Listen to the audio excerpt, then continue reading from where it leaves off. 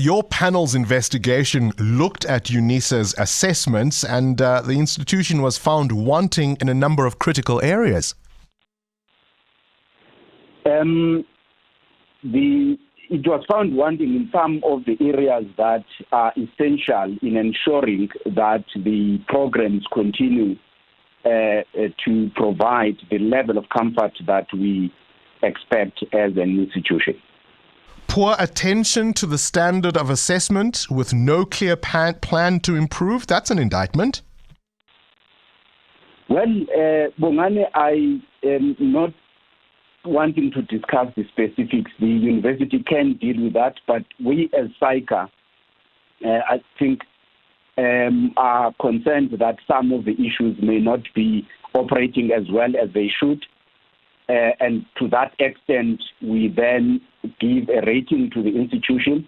That rating gives an opportunity to the institution to correct those before it can get to a point where the program is not credible at all. Well, this was a SAICA panel, so I'm afraid we have to talk about the specifics because it is you who is sounding the alarm on this. If this college doesn't meet your expectations for the performance of postgraduate students, that is something to be concerned about. At the moment, our conclusion is that it meets sufficient of the criterion for it to continue to be accredited. And to the extent that there are risks, we point those risks and attach a rating in relation to the institution and allow the institution the opportunity to correct those to remain accredited. So as a fact, at the moment, it is accredited, but there are risks that have been identified. Sure, I don't think we're having... The reason I am doubtful to talk specifics is because I want to respect the relationship between ourselves and the institute, but also to allow the institution, UNISA, or any other accredited institution to have the opportunity to deal with the issues appropriately.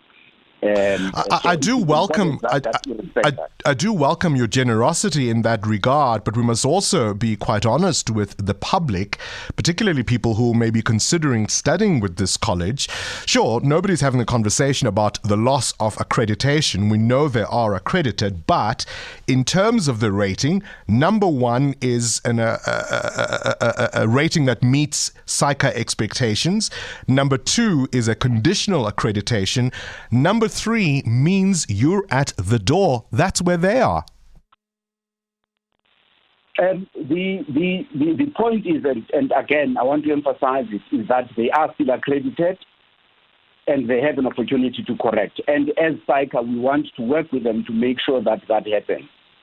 And it is up to the university to then deal with the specific issues relating to their programs.